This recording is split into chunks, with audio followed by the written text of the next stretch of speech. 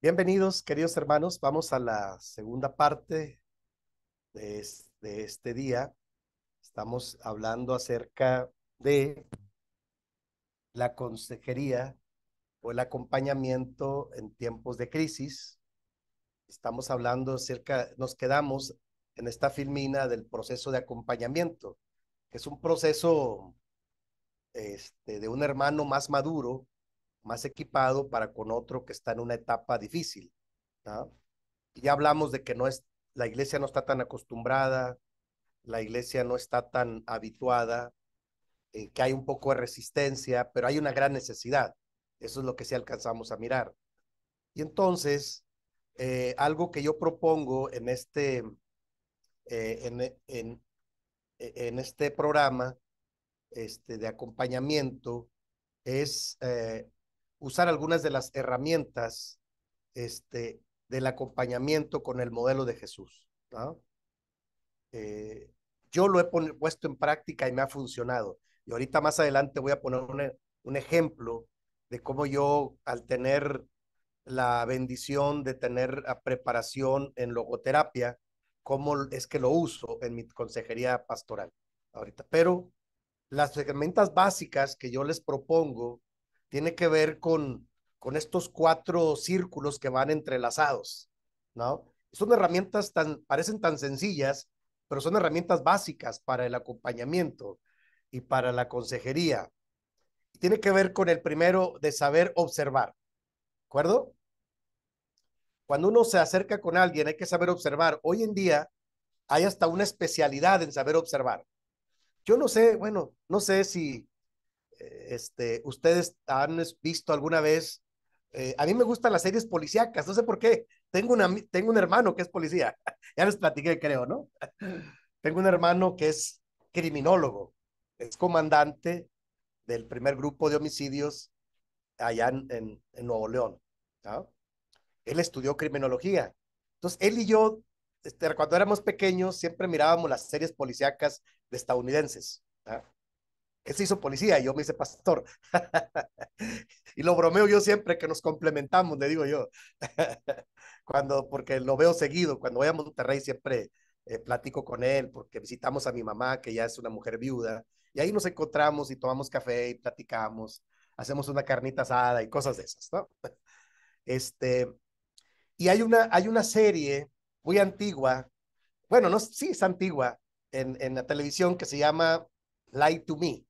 No sé si alguna vez la han visto, si no, por ahí la buscan. Lie to Me en español es miénteme, así se dice. Y no es otra cosa más que un criminólogo, el doctor Lightman, que es un criminólogo que cuando viene la escena del crimen, él va y su trabajo es observar a las personas. Y están platicando su historia y al final le dice, está mintiendo, o sí dice la verdad. Él es un especialista, es un criminólogo con especialidad en lenguaje no verbal.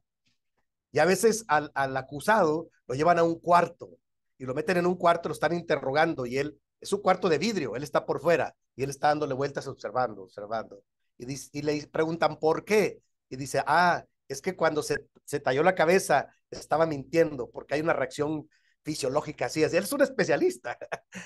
O cerró los ojos mucho o era evasivo y su mirada era hacia los lados. Entonces él es un especialista y a mí esa serie me encanta, tengo hasta la serie grabada en unos discos. De repente cuando tengo tiempo los veo, me gusta. Son series policíacas de Hollywood, ¿no? Pero ahí me di cuenta que en Estados Unidos y en otros lugares, supongo, es una especialidad saber observar.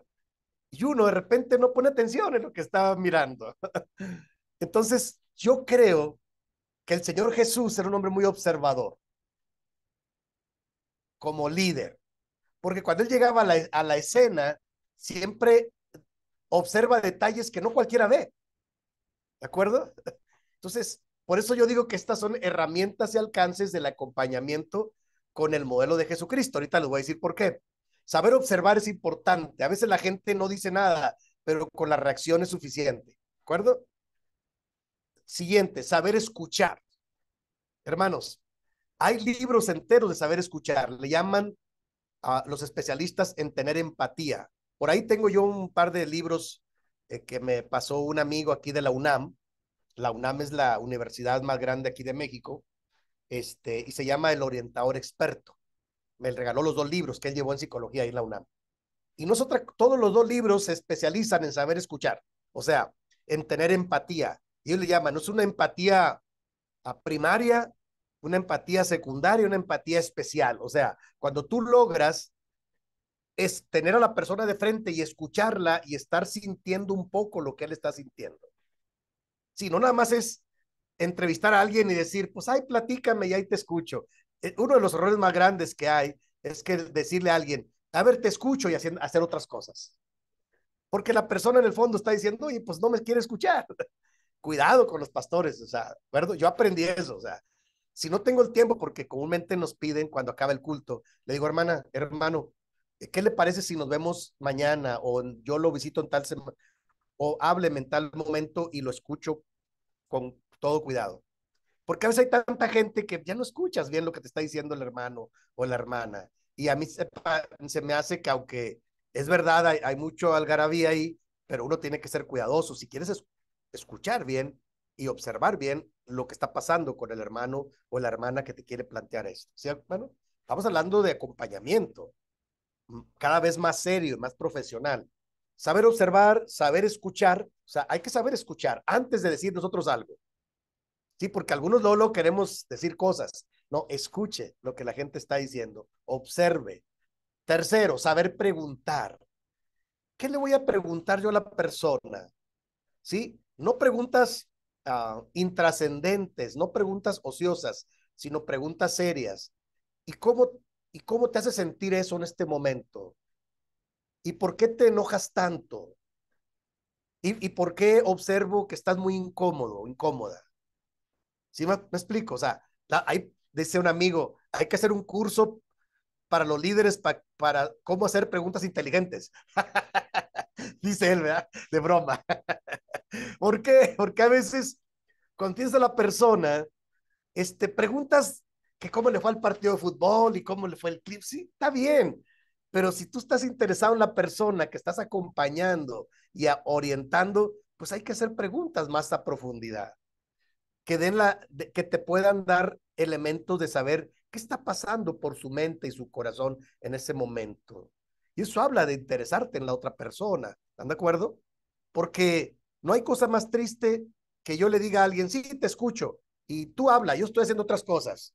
No, entonces realmente no lo estás escuchando, no lo estás acompañando. Mejor cítalo en otro momento o visítalo en otro momento o canalízalo a otra persona. ¿Están de acuerdo?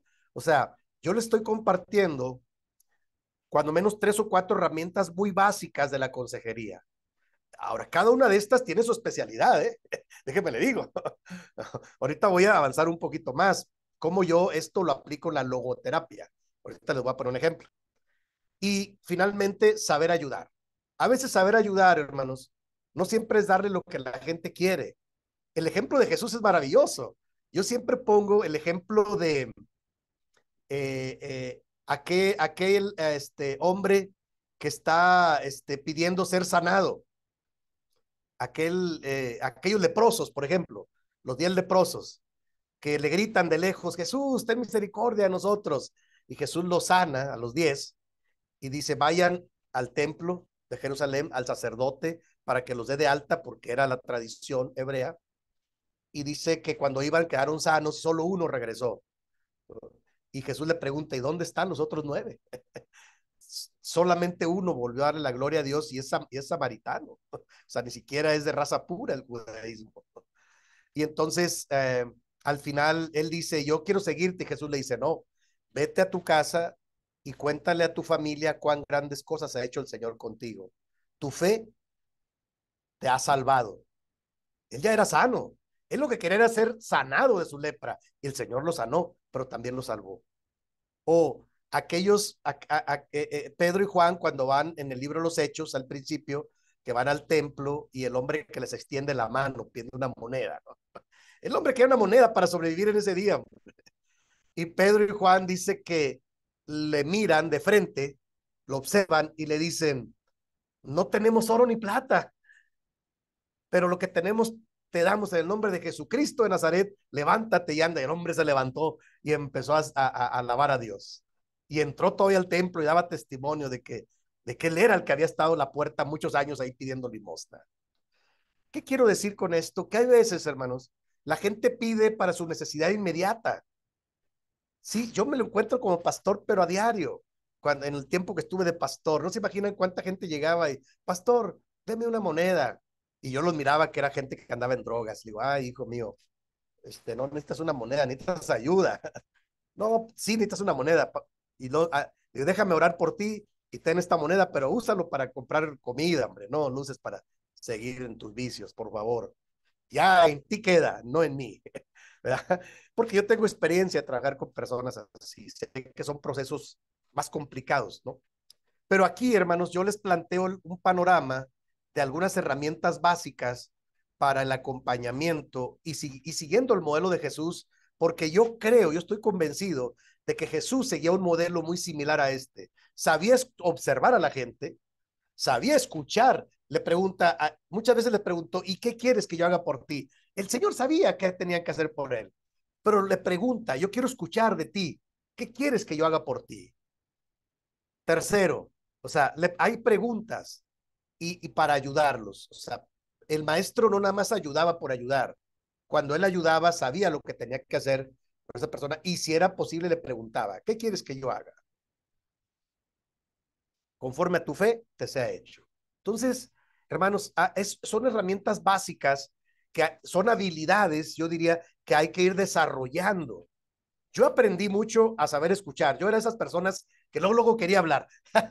y cuando estuve en el curso del orientador experto con un grupo allá en la Ciudad de México, en el programa de logoterapia, una de las maestras nos dijo, a mí y a otro pastor, dice, ay, ustedes los pastores están acostumbrados a dar consejos píos. Luego, dice, tienen que aprender a escucharlos primero, antes de que nos den la solución. Sí, sabemos que la solución está en la palabra, pero escúchenos.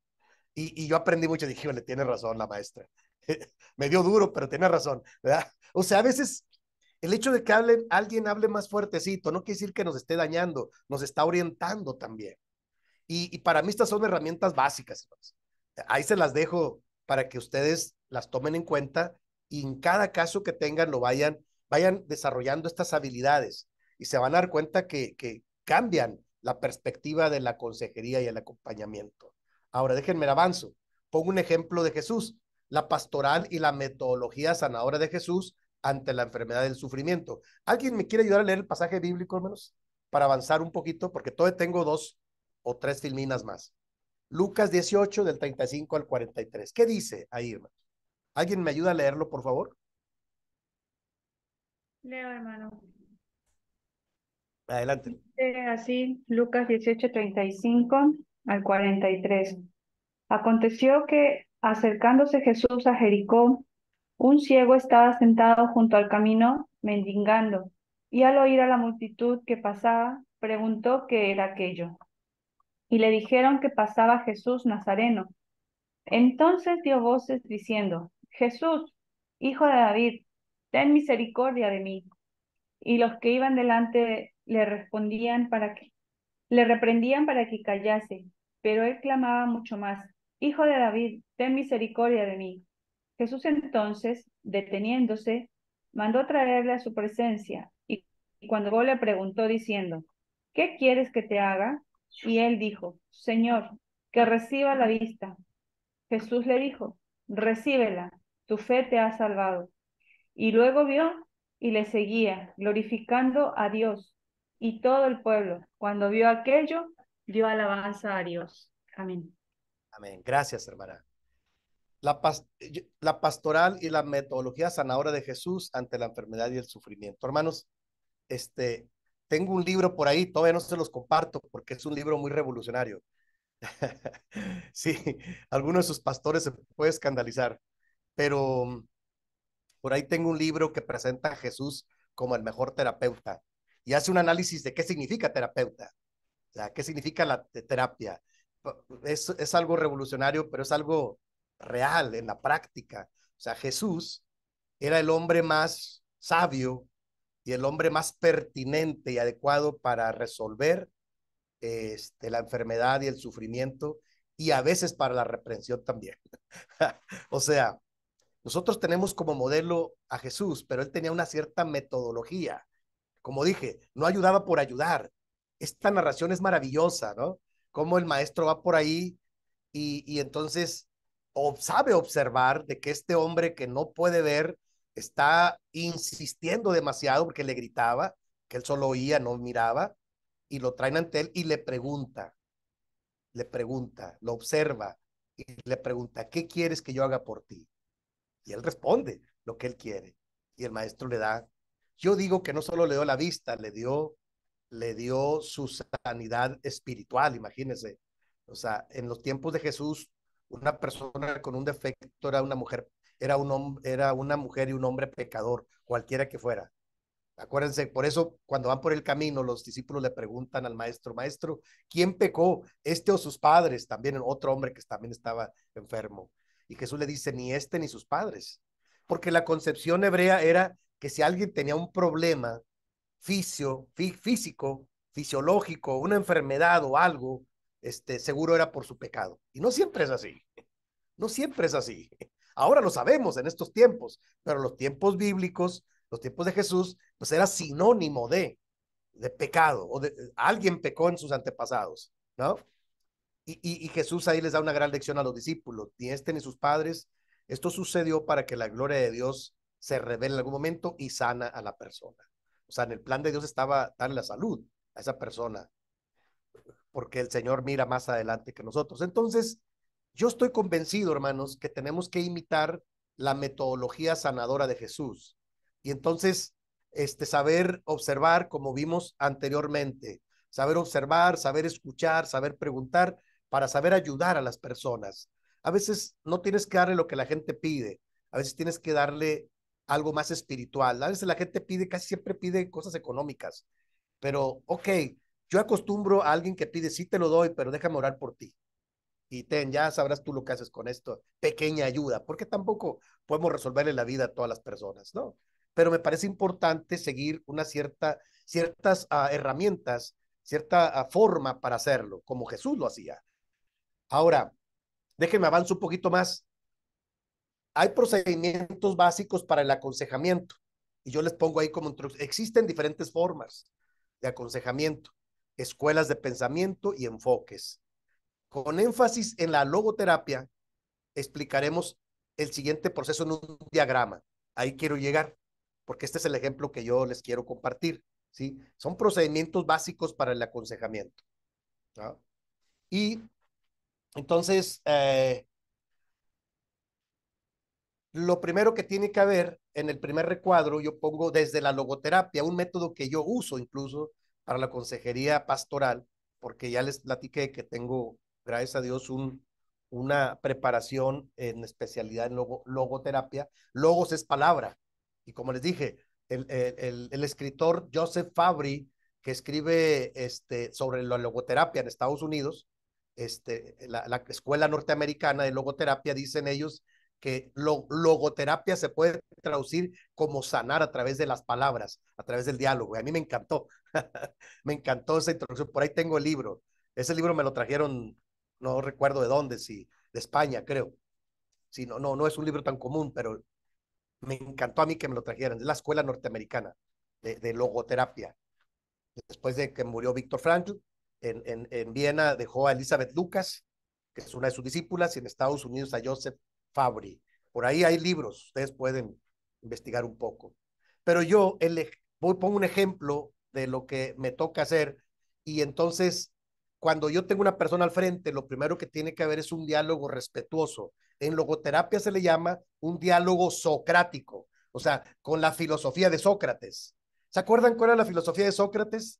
Yo tuve que leer algunas cosas de él porque en la escuela pues, nos pusieron a leer. Y es valioso. El filósofo Sócrates, el gran, es conocido por la gran afirmación de yo solo sé que no sé nada, ¿no? Pero es más complejo que eso, ¿no? Entonces lo que Sócrates proponía era no juzgar lo que estás viendo, sino tener un diálogo respetuoso. con las personas. Por ahí luego algunos hermanos suben pensamientos desde la filosofía de Sócrates a las redes sociales y no son tan malos. Pero el diálogo socrático es un diálogo respetuoso en la logoterapia, ¿de acuerdo? O sea, que tienes a la persona enfrente, tienes que mirar los ojos, tienes que dedicarle el tiempo, tienes que incluso poner el tiempo adecuado. Hermano, tengo una hora para dar esta clase. Yo tengo a alguien, o sea, tienes que tratar de ser más o menos respetuoso con el tiempo. ¿Por qué? Porque cuando platicas con alguien, si la persona está muy desbordada y quiere hablar, te va a hablar 2 horas, ¿eh? Y no le vas a entender casi nada. Porque mezcla las cosas, porque está emocionalmente muy confundida. O hay el otro extremo, hay personas que no hablan. A mí me ha tocado jóvenes, sobre todo adolescentes, que me traen a consejería a través de los años y luego entrevisto al adolescente y le digo, ¿cómo estás, hijo? Bien. ¿Qué te gustaría? Nada. O sea, entonces yo tengo mi método desde la logoterapia para hacerlo hablar. Entonces tengo unos hojas que tienen dibujitos y le digo, a ver, coloréame, ¿cómo te sientes? Tú elige el que quieras y ten los colores y dibújalo. A ver, dibújame este árbol y entonces con estas directrices. Entonces yo tengo que tener estrategia para hacerlo hablar y hacer una introspección a lo que está él pensando y sintiendo y queriéndome decir en el caso de que no quiera hablar. Y en el caso de que hable mucho, yo tengo que acotarlo, decir, a ver, hermano, hermana, me dijo 10 cosas, vamos una a una, yo ya las anoté, yo tengo mis anotaciones, ¿ok? Mire, me dijo de estas, todo lo que me dijo, me habló de 4, 5, 6, hasta 7, 8 temas. Aquí los tengo, vamos uno por uno platicando, ¿de acuerdo? Entonces, es un diálogo respetuoso donde yo anoto y observo y pongo límites, pongo un encuadre, ¿de acuerdo? Primero. Segundo, hay que confirmar lo que te dicen, porque a veces uno interpreta lo que te dicen, ¿sí? Muchas veces uno dice, yo entiendo que me quiso decir, no, no, no, no lo interpretes, o sea, confírmale mejor, ¿sí? O sea, pregúntale, o sea que usted me dice que pasó esto, sí, ok, no, yo no le dije eso, yo quise decir esto, ok, explíqueme bien. O sea, hay que tener cuidado, hermanos, y respeto, porque uno a veces, es que yo entendí que me dijo, y en lugar de ayudar, ya no ayuda a uno, ya hizo más grande el problema. ¿De acuerdo? Entonces hay que tener cuidado. En el diálogo socrático es un diálogo respetuoso donde yo escucho por tiempo determinado. Si tengo tiempo, una hora, yo no recomiendo más de una hora porque después de una hora te agotas, pero 30 minutos, hermanos, y luego le parece 30 minutos, sacamos algunas conclusiones y luego confirmo algunas de las cosas que usted me dijo. O sea, usted me dijo de este tema, este y este. ¿Estamos de acuerdo? Sí. Ok, vamos a ir uno por uno platicando. Estamos hablando de un método de acompañamiento y consejería, ¿verdad? Y lo que yo hago en consejería comúnmente, aunque puede ser más elaborado de acuerdo al tema, que hay temas más complejos, pero algo normal. El tercer paso, el tercer punto es abrir el panorama de la persona, ¿sí? O sea, las personas cuando están en crisis, yo aprendí en intervención en crisis que las personas tienen la visión de túnel, o sea, nada más están aquí mirando, es que yo nada más miro esto, ¿sí? Solo miro esto. No, pero hay algo más grande. Yo creo que ya les puse el ejemplo de aquí en esta oficina misma, creo. Hace años atrás, hace como 10, 12 años, yo creo, 15, no sé, una persona que aquí se despidió del trabajo y luego era una hermana joven y luego no sé por qué la despidieron, yo como ahorita iba llegando y luego se acerca conmigo y me dice, pastor, ¿y sabe que me despidieron? Sí, hija, lamentablemente. Y me dice, ¿sabe qué? Me voy a suicidar. Caray, espérame. Sí, porque ya no tiene sentido la vida, porque esto, me empezó a decir todos los males, su visión de túnel, reducida a lo que le estaba pasando en ese momento. Entonces el tercer paso, habla, espérame, siéntate, déjame, te abro el panorama. Ya no vamos a hablar de lo que no tienes, vamos a hablar de lo que sí tienes. Mira, ¿tienes padres? Sí, ok. ¿Dónde viven? Aquí en la Ciudad de México, ok. ¿Tienes hermanos? Sí. ¿Tienes una iglesia donde congregarte? Sí. Le fui diciendo, oye, tienes juventud, eres joven, ¿por qué se te cierra el mundo? Si tienes muchas más cosas, qué lamentable que el trabajo, se enfermó, el novio la abandonado o algo así, pues con esas tres cosas ella ya no, me preocupó mucho que me dijera eso, me voy a suicidar. Bendito Dios, hermanos, puede ser un trabajo de contención y que sientes y que tengo una hora para platicar con usted, vamos a orar al final. y Dios la bendiga, tenga mucho cuidado. Y bueno, le leí un salmo, pasaron los años y me la encontré en una iglesia allá en la Ciudad de México. Ya fue y me abrazó, me dijo, hermano, muchas gracias por lo que hizo por mí. Le dije, no, hija, yo no hice nada, yo nada más soy un pastor, yo creo que Dios tuvo misericordia de ti y que me da mucho gusto verte. Ya ella ya más relajada, creo, y volvió a rehacer su vida y cosas de esas, ¿no? ¿Qué quiero decir? Que a veces las personas, cuando están en crisis, están nada más focalizadas en algo. Es que me pasó esto, sí, pero hay otras cosas más. Entonces, abrir el panorama de la persona es ayudarle a ver lo que no alcanza a ver en ese momento por el dolor bloquea los sentidos por la crisis, entonces ayudarle a abrir su panorama, ¿de acuerdo? Y también, siguiente punto, cuarto punto, preguntar también cómo le gustaría solucionarlo, qué puedes hacer por ti mismo. Porque eso de andar solucionándole la vida a todas las personas no está tan bien. Sí, porque a veces caemos en eso los pastores.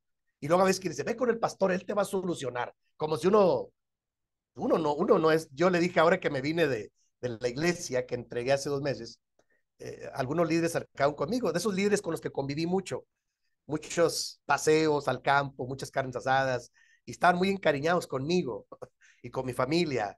Y me dicen, dos familias de ellos, dice, pastor, nosotros ya no vamos a asistir a esta iglesia, nosotros lo vamos a seguir. Dije, ¿a dónde me siguen si yo no soy el Mesías?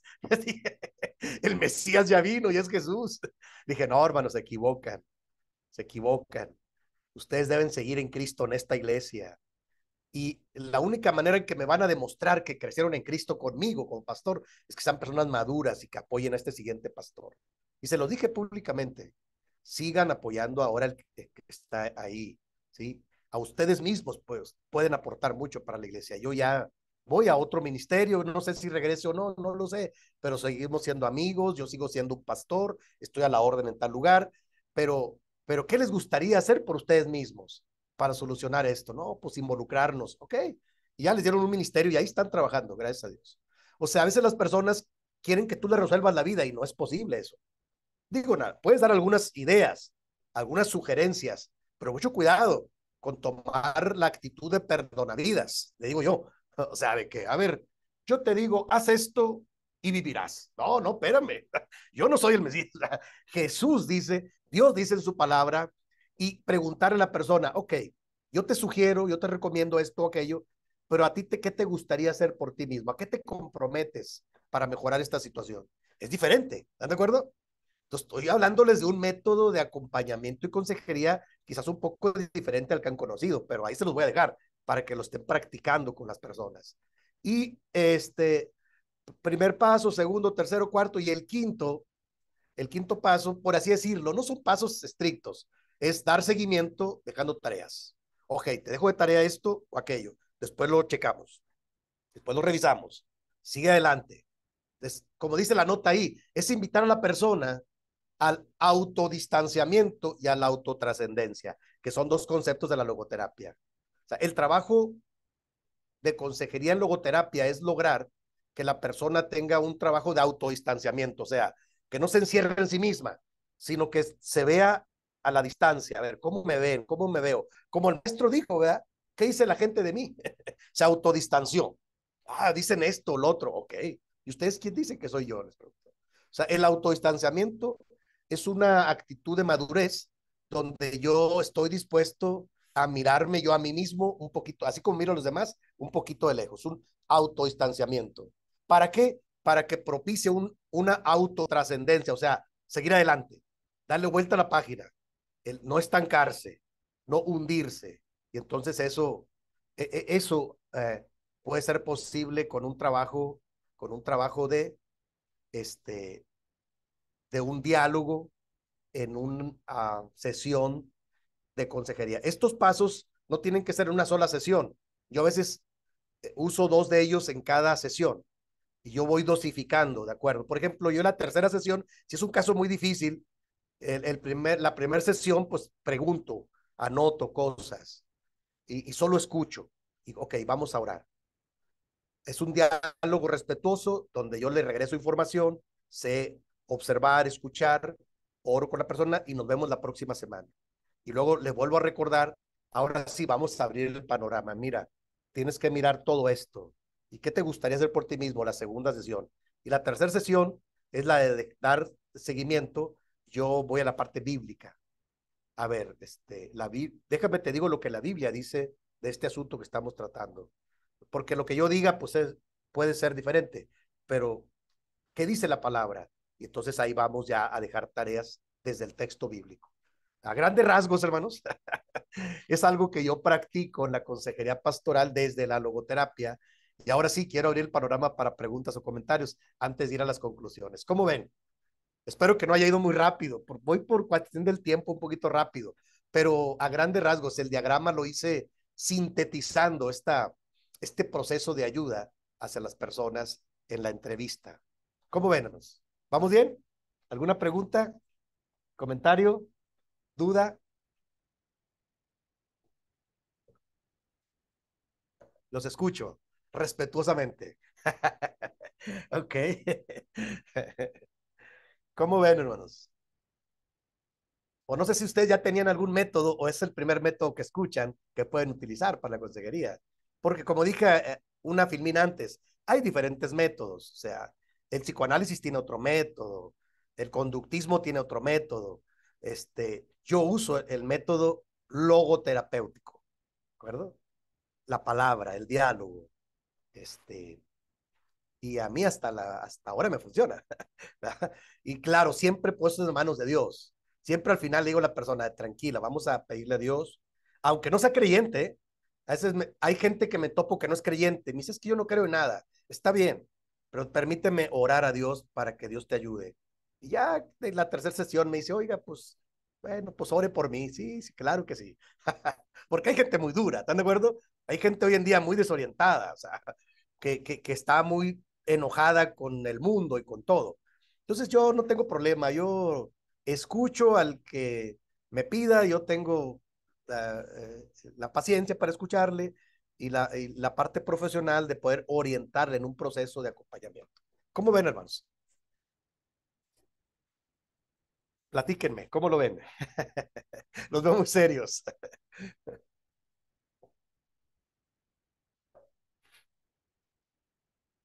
Todavía tenemos unos minutos. Adelante.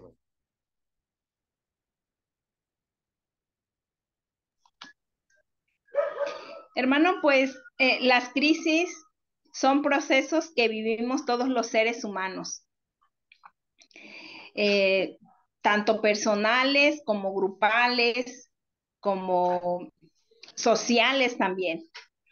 Y bueno, el tener herramientas y el poder, este, pues en lo que vivimos, por ejemplo, nos ha pasado que hemos tenido una crisis en lo que es a nivel mundial por lo de la pandemia, quedaron secuelas, traumas, muchas cosas que hemos vivido. Y a veces dentro de la iglesia eh, hace falta, ¿no? Que muchas personas dentro de nuestra denominación, hablando de nuestra denominación, pues tuvieron muchas pérdidas. Entonces, algunos sí están siendo acompañados, ¿verdad? Por sus pastores, por algún líder, por algún amigo que tiene experiencia o que tiene por ahí, se siente capaz de poder acompañar a tu hermano. Pero hay muchos hermanos dentro de las congregaciones que están sufriendo y están pasando por una crisis donde nadie les ayuda. Entonces, pues es importante que nosotros como líderes donde estemos trabajando en cualquier departamento, porque la mayoría de los que están estudiando aquí en el seminario sé que son pastores, líderes y que tienen un cargo en su iglesia, es importante que nosotros como consejeros podamos mantener nosotros en nuestra vida, estar si estamos pasando por una crisis, tenemos que sanar esa crisis, estar sanos para poder ayudar a otros. Tenemos que superar eso. pero estas herramientas, también tener herramientas como estas que nos dan ustedes y que también por otra parte también hemos aprendido herramientas que tenemos, pues es pues sí es importante que nosotros las pongamos al servicio de la iglesia y que donde no hay ministerio tal vez de consejería o de acompañamiento dentro de la congregación donde estemos, pues nosotros podamos hacer algo por los que sufren y por los que están pasando por situaciones de crisis, que la iglesia, la verdad, exento en que no le pase algo. Aquí es el ser humano porque somos frágiles, somos personas, tenemos sentimientos, Dios nos hizo así, entonces no porque seamos, como decía Marisa, ¿no? El ejemplo que ella ponía, no importa que seamos cristianos, siempre hay un momento en que alguno de nosotros pasamos por una crisis. Entonces necesitamos ayuda. También es bueno pedir ayuda, pero si no, como dice usted, si alguien está pasando por una crisis y no se da cuenta que está pasando por una crisis y podemos nosotros prevenir antes de que se haga más el asunto más grave o más llega la situación a crecer, podamos prevenir también dentro de la iglesia. Y bueno, yo estoy contenta de esta clase. No hablo mucho porque quiero que hable mejor usted. Gracias, hermano. Sí, hermana, muchas gracias. Recuerden que el subtema de hoy es consejería en tiempos de crisis y yo le agrego familiares. O sea, esto puede aplicar perfectamente a las familias, porque si en algún momento se ven crisis son hacia adentro, hacia las familias, y hay que saber cómo actuar, porque de repente uno no sabe qué hacer. Bueno, vamos aprendiendo a dialogar, vamos aprendiendo a abrir el panorama, vamos aprendiendo a comprometernos y vamos aprendiendo a dejar tareas. Yo creo mucho en que las familias pueden mejorar bastante con un poco más de herramientas. Por eso lo estoy usando en este curso de la pastoral familiar. ¿Cómo ven, hermanos? ¿Vamos bien? ¿Alguien tiene algún comentario? ¿Qué les parece? Y yo creo, pastor, que el tema de las crisis familiares, o sea, familiares, o lo que, como decía la hermana Lucy también, ¿no es cierto?, las crisis que por ahí quedaron, el tema de la pandemia, eh, eh, nosotros por ahí no queremos usar nuestras crisis para hablar con otras personas, sino Sí, simplemente como que tenemos vergüenza de hablar lo que nos pasó muchas veces, pero yo creo que no hay nada mejor que lo que yo viví para poder ayudar a otro. Porque es como siempre digo, por ahí la teoría es una cosa y la práctica es otra. También está el tema, yo creo que cada persona es para cada cosa, ¿no? Están los que tienen ese don de ser consejero, ese don de escuchar, ese don de preguntar, o sea, lo traen adentro. Que estas herramientas ayudan, sí ayudan, pero yo creo que también depende de cada uno, de cada persona, de estar, porque por ahí tenemos la mejor intención, pero no tenemos ese don adentro. Y es algo muy lindo cuando una persona sabe decir las palabras correctas que vos necesitas escuchar en ese momento que estás viviendo, esa crisis que estás viviendo, ¿no? Porque muchas veces pasó, por ejemplo, que he escuchado que personas que están enfermas, por ejemplo, y vienen, ah, sí, a mí me pasó lo mismo y sí, esto, o sea, y la persona está sufriendo, te está sí, contando, porque está claro. sufriendo, ¿no? Entonces, se escucha mucho, se ve mucho esas cosas. O si tuvieron crisis familiares con los hijos, ah, sí, porque sí, pero mi hijo pasó esto y yo hice aquello. Sí, O sea, hay un cierto porcentaje de estar, de ayudar, de acompañar, pero saber cuándo y cómo también, si soy para eso o no soy para eso, ¿no? sí, sí, hermana, muchas gracias. Sí, tienes razón. Mire, yo he aprendido esto, es un buen tema.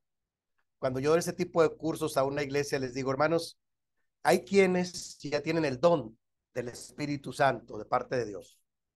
Es como los que tenemos el don de ser pastor.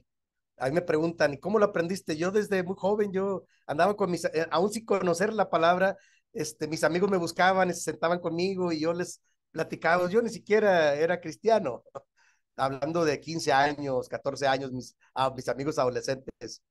Cuando yo me convierto a Cristo, pues yo entiendo perfectamente que en Jesús hay un modelo sobresaliente y que Dios me llama y me equipa para hacer el trabajo pastoral, pero yo tengo un llamado pastoral, a mí nadie me lo quita, ni siquiera, como ya les dije, ni siquiera dejar los títulos me lo quita, es algo que Dios me dio y yo lo voy a hacer aquí o en donde sea, ¿no? Pero pues aquí estoy muy contento y aporto siempre lo mejor de mí. Pero hay quienes se enlistan para aprender a hacerlo. Y en la consejería también. O sea, hay quien ya trae el don y hay quien quiere aprenderlo, el oficio. Está bien, sí puede aprender. Por eso yo digo que estas herramientas de las que yo hablaba acá pueden saber observar, saber escuchar, saber preguntar, son habilidades que también se van desarrollando, también. Si yo aprendí mucho a saber observar y saber escuchar y a saber preguntar, o sea, ya tenía yo la actitud de ayudar, pero ¿cómo ayudo? Entonces siempre es importante tener un poco más de herramientas y de método para saber y desarrollar estas habilidades. Como dije, hay libros enteros de cómo tener empatía y saber escuchar. Yo me sorprendí mucho. Hay un par de libros que llevan en la Universidad de la UNAM. Me sorprendí, que ¿cómo? Pues es sencillo saber escuchar. No, no es sencillo. Para los profesionales les enseña, es todo un curso, ¿eh? Y entonces me di cuenta que también, como usted le dijo bien, en la práctica uno va puliendo estas habilidades. Claro que sí. Dice el dicho popular, la práctica hace al maestro, ¿no? Entonces, y hay quienes ya tienen una habilidad natural para pastorear, para aconsejar, pero hay otros que van a ir aprendiéndolo también a través de las herramientas, de la capacitación, de la preparación y de las experiencias de la vida que Dios le va a ir dando también. Claro.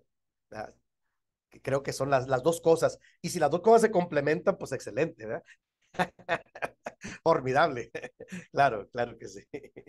Claro que sí. ¿Alguien más, hermanos?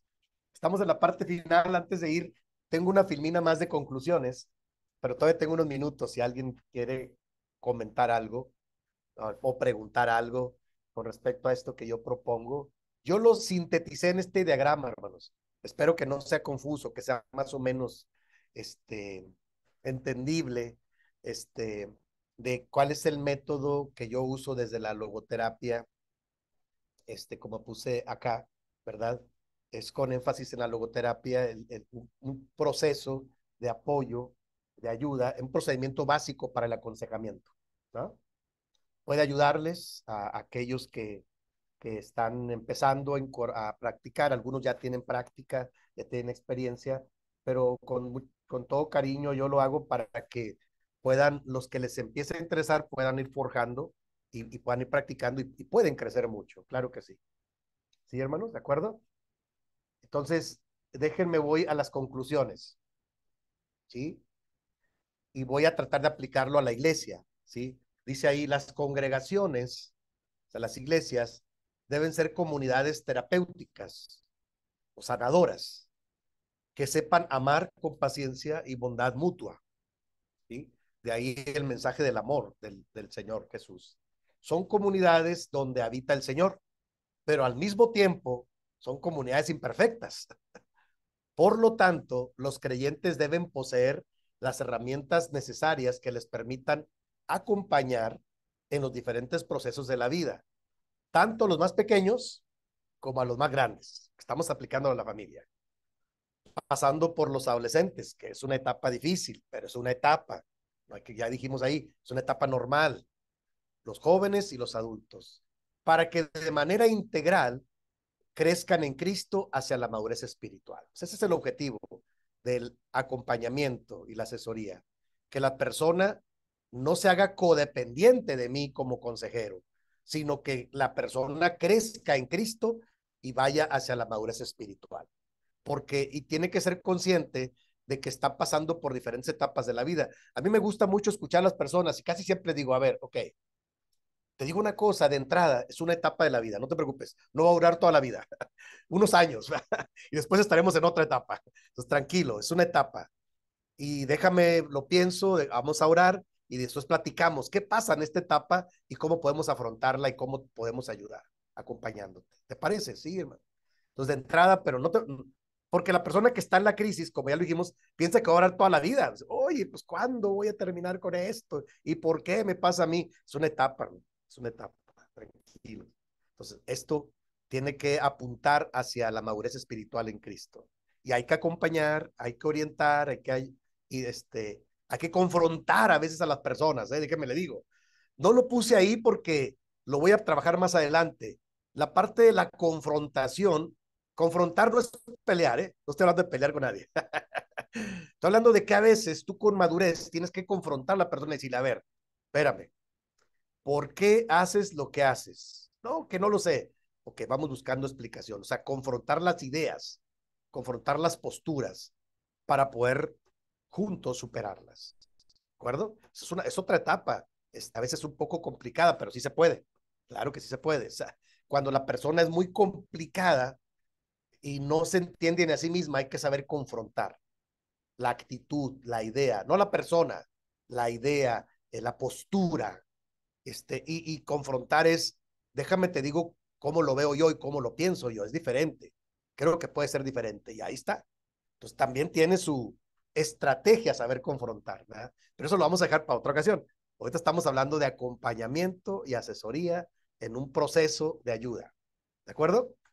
¿Alguien más, hermanos? ¿Tiene algún comentario? ¿Alguna pregunta? Ya estamos en la parte final.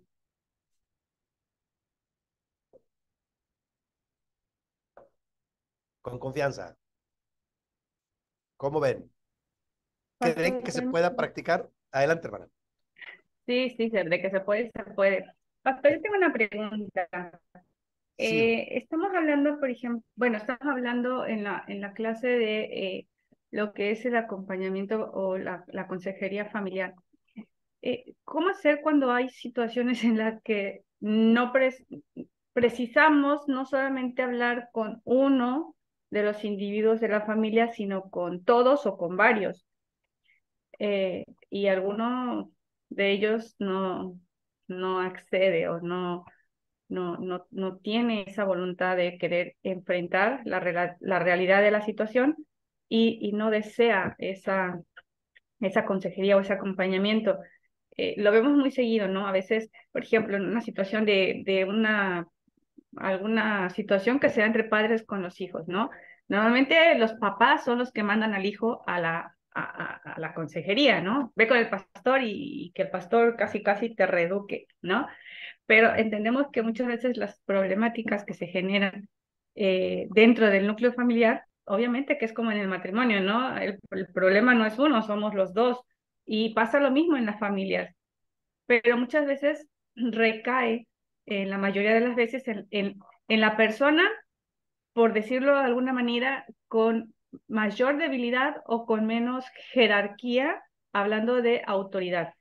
Entonces, hay situaciones en las que no, el problema sos vos, ve y que te arreglen, ¿no? Que te alineen, decimos acá, los patitos y entonces después ya vas a venir todo como nuevito y buenito o buenita. Y cuando la situación amerita a veces que eh, uno o todos o dos más de la familia, del núcleo familiar, este, tengan ese acompañamiento, tengan esa terapia. ¿Cómo hacer ahí cuando uno dice, no, el problema no soy yo, Señor, haz que cambie porque yo ya cambié? ok. Sí, y es una buena pregunta, hermana. Estamos hablando de que no todos van a reaccionar igual. Sí, habrá quien se resista y quien no quiera públicamente Claro, tener porque incluso para el diálogo, perdón, pastor, para el diálogo eso es re importante, ¿no? A veces reconocer que uno está mal y también uno es parte del problema. Y en esto que estamos viendo, si la persona no desea abrirse y decir, está bien, yo también me equivoco o me he equivocado, ¿cómo hacer para que la situación mejore en ese sentido? Sí, son casos más complicados, pero sí se pueden. Yo les creo ahorita en el transcurso de la exposición de este día, yo les comentaba que este procedimiento que yo tengo de consejería y de asesoría me toca a veces con personas, sí, sí tiene razón, este ejemplo es muy típico en la iglesia. Pastor, aquí está mi hijo o mi hija que es rebelde, a ver qué puede hacer. Y ahí yo creo que hay que trabajar aparte con la persona primero, porque si la persona no quiere hacerlo públicamente es que está muy enojada o algo le estorba. Entonces hay que hacerlo aparte, jalarlo aparte, darle su espacio, ¿de acuerdo? Y tratar de acomodarte al espacio que él quiere, ¿sí? O sea, porque le pasa mucho a los adolescentes y he tenido varios casos. Y luego, cuando los llevan a la fuerza, a la oficina, a ver, pastor, le traigo aquí a mi hijo, hable con él y a usted hable solo con él. Bueno, y el muchacho le preguntó, ¿cómo estás, hijo? Bien. Oye, ¿qué te gustaría? Nada. Sí, no. O sea, no quiere hablar. Entonces ahí tiene mucho que ver con que yo con paciencia les digo, desde la orientación de la logoterapia, tengo hojas donde tengo dibujitos y colores, sobre todo cuando son muy pequeños, y me ha funcionado. Un día vi una persona que dibujaba, un jovencito dibujaba, me lo trajeron acá hace algunos años, dibujaba como cosas diabólicas así. Y luego le dije, mira hijo, dibújame, ya tengo yo hojas ah, um, con personas que están en diferentes etapas de la vida y con caricaturas y que tienen diferentes expresiones. Entonces le dije, ¿con cuál te identificas más? Tú coloréalo con este color azul.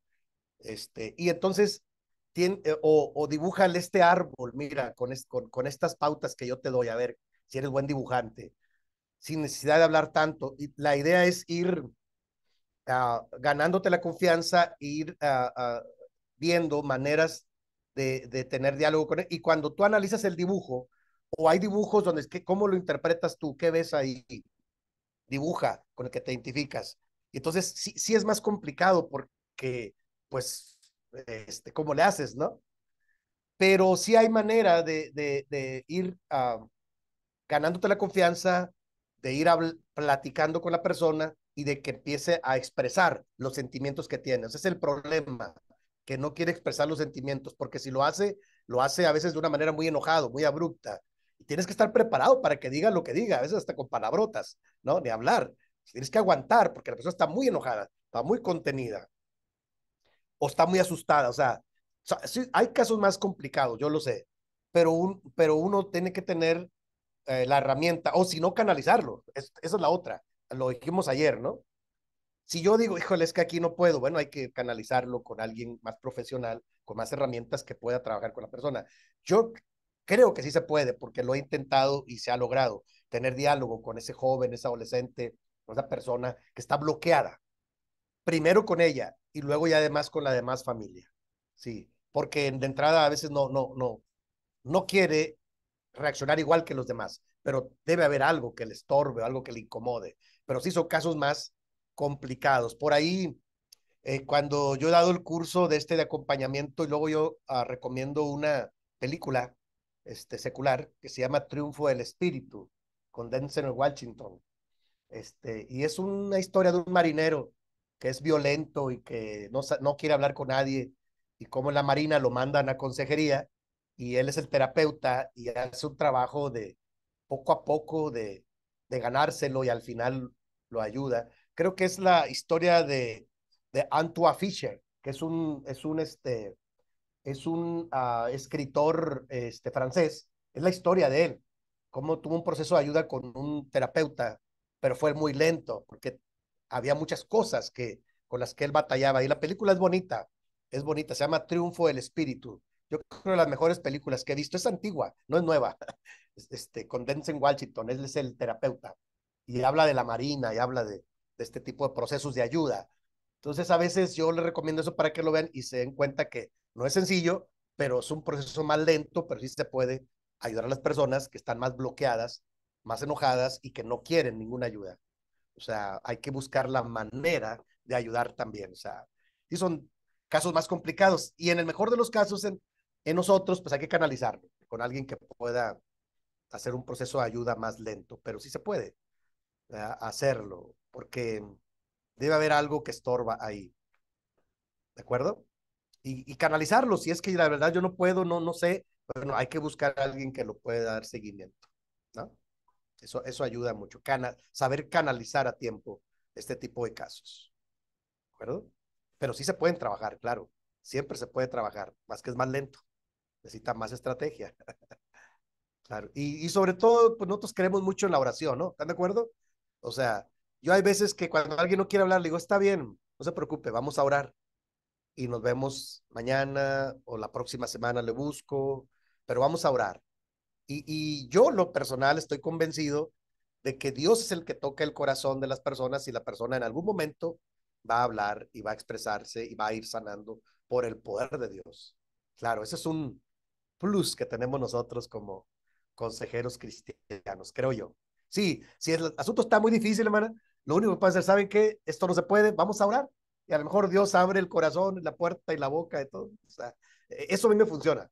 Cuando está muy dura la cosa o muy agresiva, tranquilos, hermanos, vamos a orar y nos despedimos.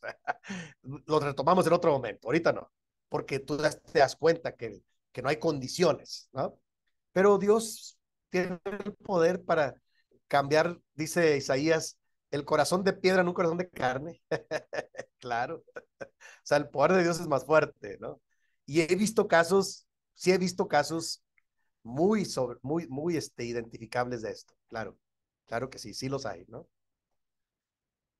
Bueno, ¿alguien más, hermanos? Antes de ir terminando con la oración, hoy, al terminar ahorita les voy a enviar este archivo, ¿eh?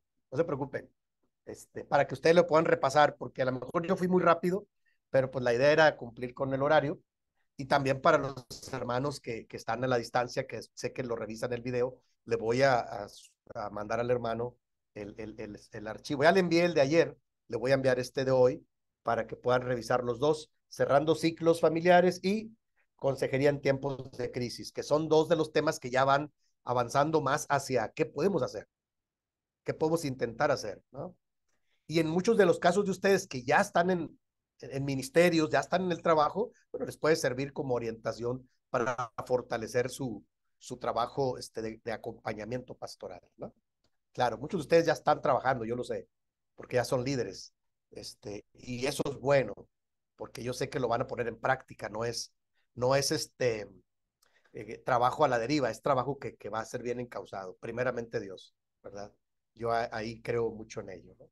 ¿Alguien más, hermanos, tiene alguna pregunta, algún comentario? Vamos a la parte final, ¿eh? Pastor, solo el libro que nos dejó leer, tan solo la introducción, está muy interesante, está muy bueno. El de Gracias. los hermanos Lin, Sí, ¿cómo sí, sanar las 8 etapas de la vida? Sí, sí, ese, gracias. Está muy, al muy final lo bueno, muy vamos buen a, libro. al final vamos a hablar de esta introducción. Sí, no vamos a entrarle a los capítulos porque es muy largo. Se los voy a dejar en tarea. Ya a título personal pueden, pero vamos a hablar de esta introducción. Ya hice una síntesis de la introducción. Sí, claro. Es muy interesante, ¿no? Es- este, como yo les dije, para mí es uno de los mejores libros que yo he escuchado. Claro, los de logoterapia de Víctor Frankl son muy buenos, ¿verdad? Tengo varios, empezando con El hombre en busca de sentido, que es el primero, pero Víctor Frank tiene una colección de libros. Yo tengo cuando menos unos 7, 8 de esos. Hay uno que se llama Psicología Espiritual. Sí, es una serie de libros que a mí me tocó ir leyendo en la materia, pero está catalogado un libro de autoayuda. Los hermanos Lin son buenos escritores, son muy prácticos, ¿verdad? No son nada complicados, son narraciones realmente de experiencias de consejería que ellos han tenido reales. Quizás modifican un poco los nombres por lo que dicen ahí, pero su método me parece excelente también. Cómo sanar alguna de las 8 etapas de la vida en las que pudimos haber sido dañados en algún momento, consciente o inconscientemente, y cómo podemos hacerlo desde una de las herramientas del cristianismo, que es la oración. A mí me pareció excelente, ¿verdad? Tiene sus detalles, ¿eh? Porque los hermanos Lin son católicos irlandeses y Sheila es judía. Entonces está bien, digo, hay que ser abiertos para escuchar a los lectores, no hay que bloquearse. Vamos, no porque no sean de la iglesia de Dios estén mal, ¿no?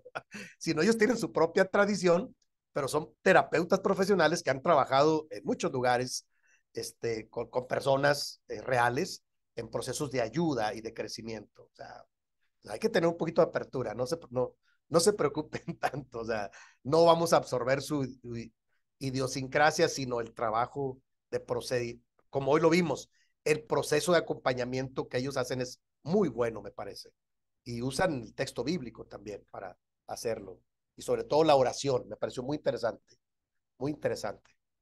Así es que, pues hermanos, si no hay algún otro comentario o pregunta, vamos a ir terminando, ¿les parece? Este, les voy a enviar ahorita esta presentación para que la revisen con calma en su sílabo y puedan ir revisando. La próxima semana vamos a trabajar otro subtema que se titula La pastoral ante la violencia. Yo incorporé esto porque habla ahí también de violencia familiar, pero vamos a hablarlo en un término más general, desde lo general a lo particular. Puede servirles porque, no sé ustedes allá, pero acá en México estamos pasando por una etapa de violencia muy difícil a nivel social, muy complicada. Ya les platicaré la próxima semana. Hay índices muy altos y la gente está preocupada. Y nosotros también, la iglesia.